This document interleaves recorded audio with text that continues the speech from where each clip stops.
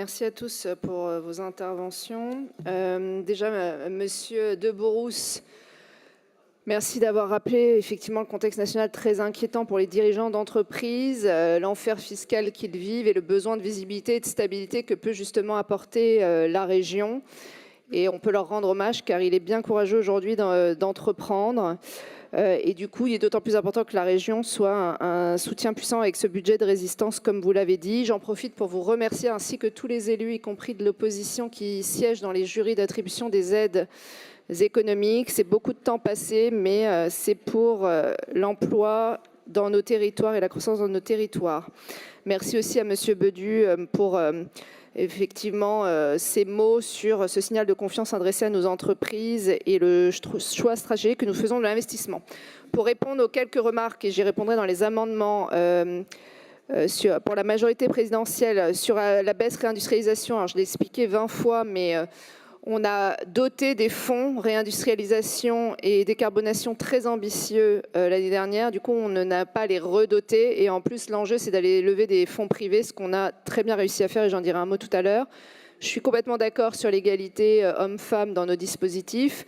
Et d'ailleurs, on est très actif là-dessus. On a des premiers résultats. Je pense notamment à l'entrepreneuriat. On est arrivé à la région, c'était 39% des entrepreneurs accompagnés qui étaient des femmes. On est à 56%. Donc voilà, et il faut le faire sur tous les dispositifs avec l'enjeu que les femmes postulent aussi à nos dispositifs, ce qui est moins gagné. On a moins de dossiers venant de femmes et c'est un peu le sujet, mais on essaye d'y remédier. Monsieur Marly, alors on a toujours répondu présent, franchement, partant de crise, de façon aussi structurelle pour les artisans, commerçants, et je répondrai point par point à vos amendements. Sur Brandt, on a été sollicité très tardivement par le ministre de l'Industrie, mais on a quand même réagi très rapidement et je remercie les services pour cela. On a débloqué 1 million d'euros en quelques heures, mais le tribunal de commerce, comme vous le savez, a rejeté l'offre globale de reprise par les salariés.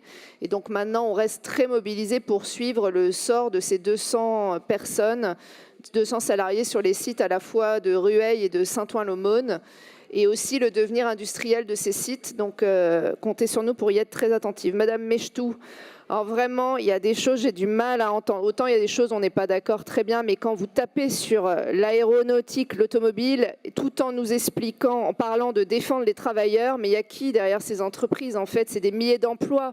Quand il y a un sujet comme Stellantis, avec des fermetures potentielles, bien sûr qu'il faut aider ces secteurs qui sont en grande difficulté, donc je ne comprends pas bien le discours. Vous nous dites en gros qu'on dépense des millions d'euros à tort sur l'aéronautique et l'automobile, et accessoirement, quand il y a des sites qui ferment sur l'automobile, on travaille pour que peut-être ils puissent se reconvertir dans des secteurs qui sont plus en croissance sur l'aéronautique. Par ailleurs, vous qui êtes très attachés à la décarbonation, il faudrait que je vous invite, on a fait une formidable visite dans les Yvelines récemment, Turbotech, une entreprise qui révolutionne l'aéronautique avec des moteurs beaucoup moins polluants et qui va vraiment avoir un impact fort sur l'aviation civile et générale.